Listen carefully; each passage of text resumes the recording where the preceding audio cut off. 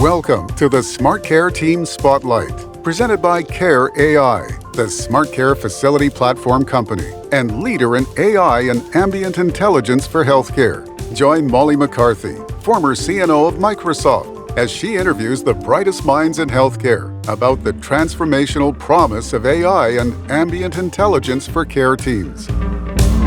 So too often technology makes caregivers' lives harder, not easier.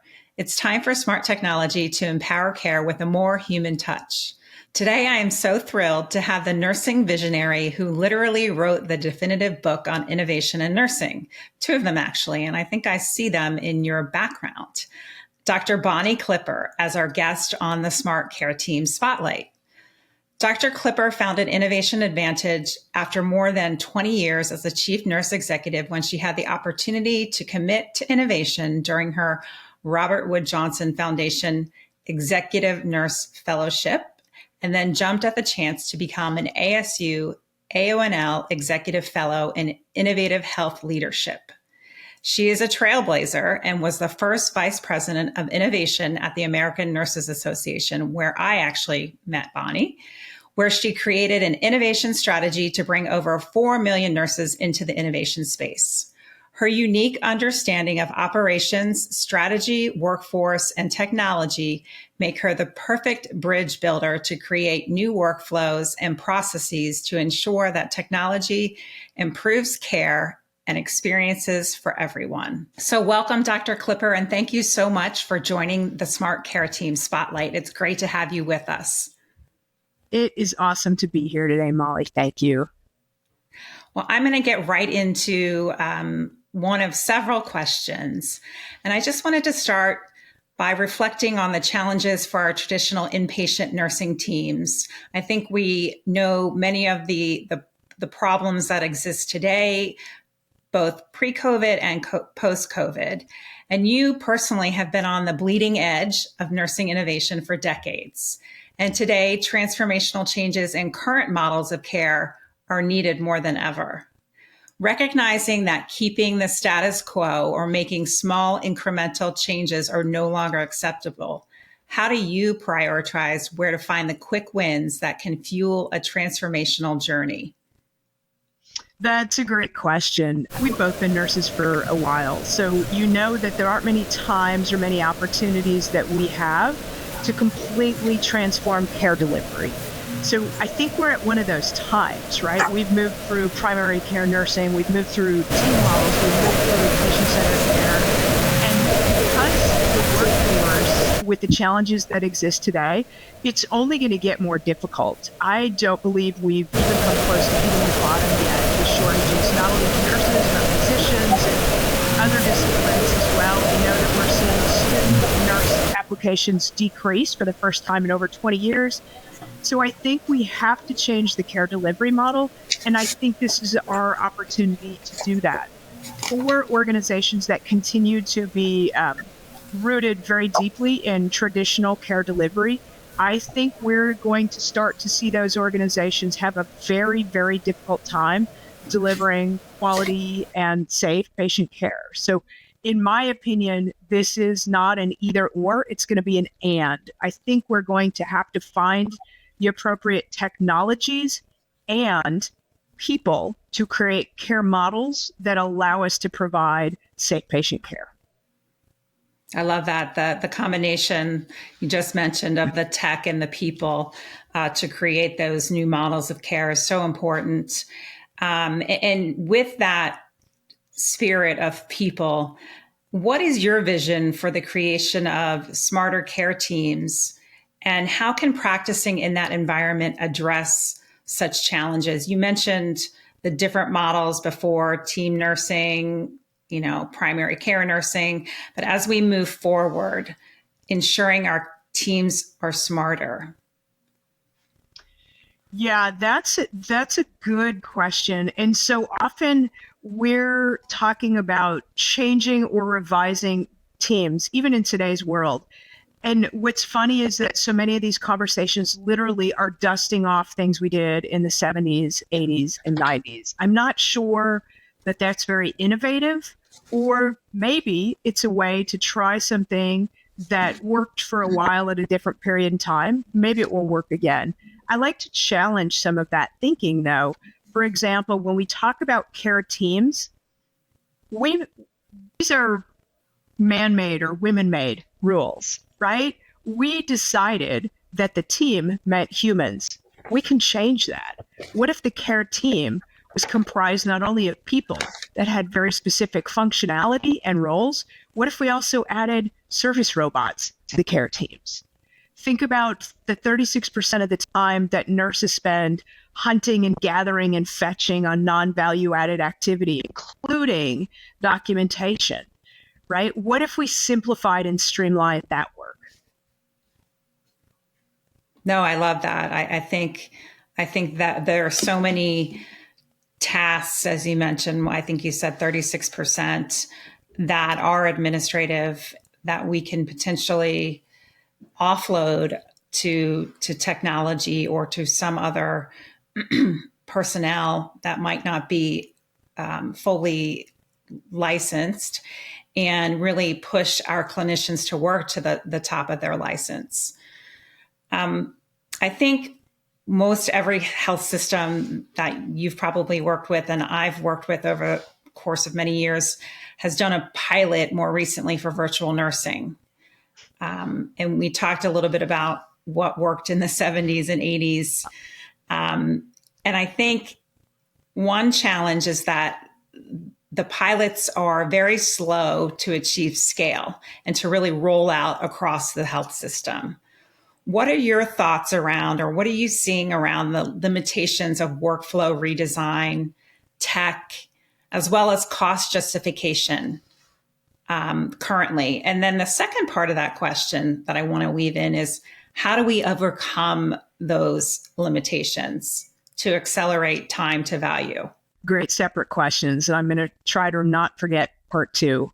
So for part one of that, virtual nursing for inpatients is literally the new big thing, right? Everyone's talking about it or doing it, and really exploring, implementing, evaluating, whatever verbs you want to throw out there. I think what we have to really remember here is that virtual nursing is a strategy. So when I talk to organizations and they tell me they are acquiring or working with this technology or that technology, and it's their virtual nursing model, I remind them that the technology is the tool.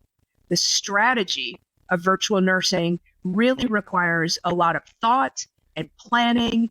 You have to implement it. You have to evaluate it. You have to make sure you can govern it. So it's not just as easy as flipping a switch. So organizations have to remember that the technology is only the tool. The strategy is really where virtual nursing comes into play. This is what allows us the opportunity to transform care delivery, is through the virtual nursing strategy. So that does require a lot of thought, and it's not just as easy as flipping a switch. So even when organizations want to do this work and get into it, it's very time intensive, and there isn't a cookbook that says if you do steps A through Z, you'll be good to go, because every organization is different. When you talk about part two of that, which is really sort of where's the ROI and how do you build the business case, what we're seeing in the hospitals and the CNOs that we work with is that you have to be very mindful about what you're trying to achieve. So what's the original problem you're trying to solve?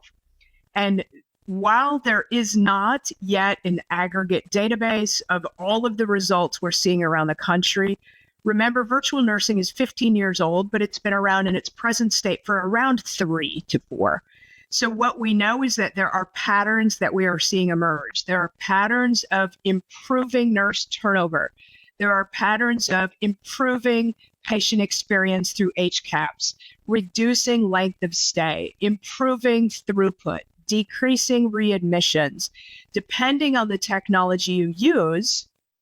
And I always encourage organizations, you have to be willing to think future facing and be willing to spend accordingly instead of buying, frankly, dumb technology like a static camera, speaker, and microphone that only just captures and conveys images. So if you're going to use future facing technology, it really can assist you even more in potential safety hazards, fall detection, hand hygiene. It can assist you with things like HAPI prevention by identifying patients that have not moved for a prolonged period of time. So this really is where we have the opportunity as well to get technology that will take you into the future, not just through this year, and think about how do you build a strong business case that way. Yeah, I love that. I think your comments around technology being the tool or the vessel, so to speak, to get an organization there and really going back to the strategy. And what you said was, what is the problem we are trying to solve? What is the problem we're trying to solve, and how can we do that? The other key piece that you mentioned was, virtual nursing's been around for 15 years plus years. I can't, emphasize that enough. It's really thinking about how can we implement the change the behavior, think differently about the models of care. And the other piece is the outcomes that you've seen. And you mentioned different adverse events, patient falls, for example, which are all events that are non-reimbursable. So we're talking about ROI. So I love that. So also, I think one of the key anecdotes that you mentioned seeing through many of these pilots is just the increase in patient satisfaction, the decrease in clinician burnout, the retention. There's so many positives to this new model of care. And so when we think about virtual nursing within the broader context of creating a smart care team, aside from, you mentioned earlier, the robot concept, what does the transformation into smart care teams require beyond an in-room camera to remotely complete an ADT, admit, discharge, transfer paperwork, patient education, and other use cases? So if you think about it, when rooms have the ability to be wired with ambient computer vision or smart sensors, that actually allows us to gather data at all times, right? And we can build algorithms through the AI to identify what it is we're looking for. Are we monitoring patients for falls? Are we identifying patients that need to get up and use the restroom? We can also use ambient computer sound as a way to listen, and with phrases such as, "Hey Siri, please document patient turned from right to left side, wound is approximating, emptying Foley bag of however many cc's of urine," right?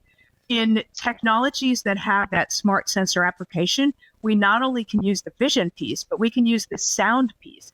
Imagine how it would dramatically change a nurse's life when you can speak to document any of your notes or all of the things that nurses spend time in EHRs every day.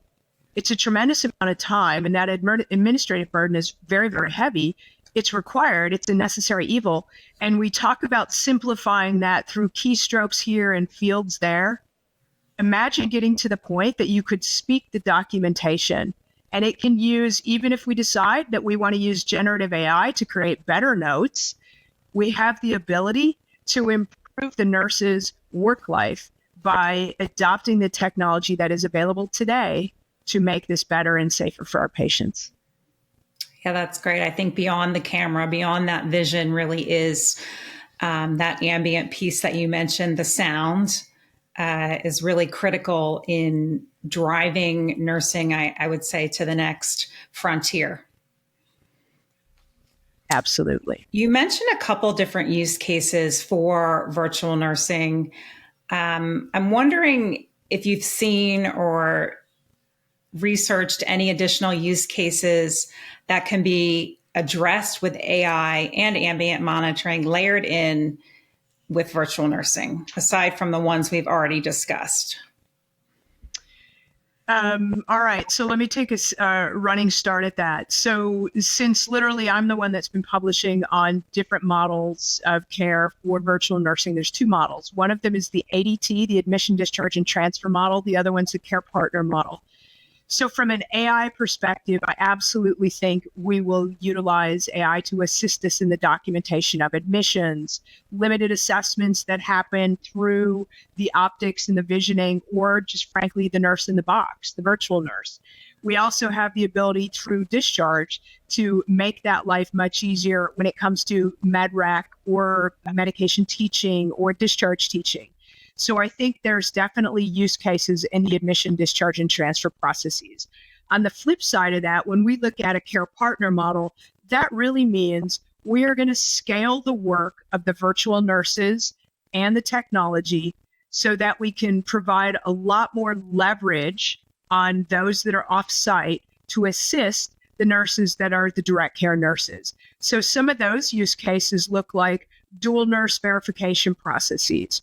Can we utilize technology to more easier and faster identify another RN on the floor and the nurse in the virtual nurse to say, can you please verify this blood or this PCA or this pump setting with me? We can zoom in, we can use technology to literally do that. The other thing that we have the ability to use that virtual nursing for is we can get really good at providing expert clinician oversight of patients that may start to become compromised. Think about all of this activity around rapid responses. What if we actually could identify before a patient started the downward spiral what was going to happen? So we know that there are AI platforms out there now that can identify a patient before they're even septic. They can identify them as pre-septic by looking at their labs, a translational table of nurses' notes, and then also vital signs. Now imagine that coupled in a virtual nursing model. So we know this information is being fed to the virtual nurse. That virtual nurse literally can either obtain or start to work with the direct care nurse at the bedside to initiate orders much faster. So we can eliminate many codes. We can eliminate rapid responses by identifying them way before our human eyes and ears are prepared to do that. So I think between expert clinician oversight, dual nurse verification, ADT work, we also have a ton of other use cases, particularly in a smart hospital setting. We can use them as safe words to help us with security or unruly patients that may be over medicating themselves or something that requires us to intervene. So I think that number of use cases literally grows, and it's only impeded by our creativity.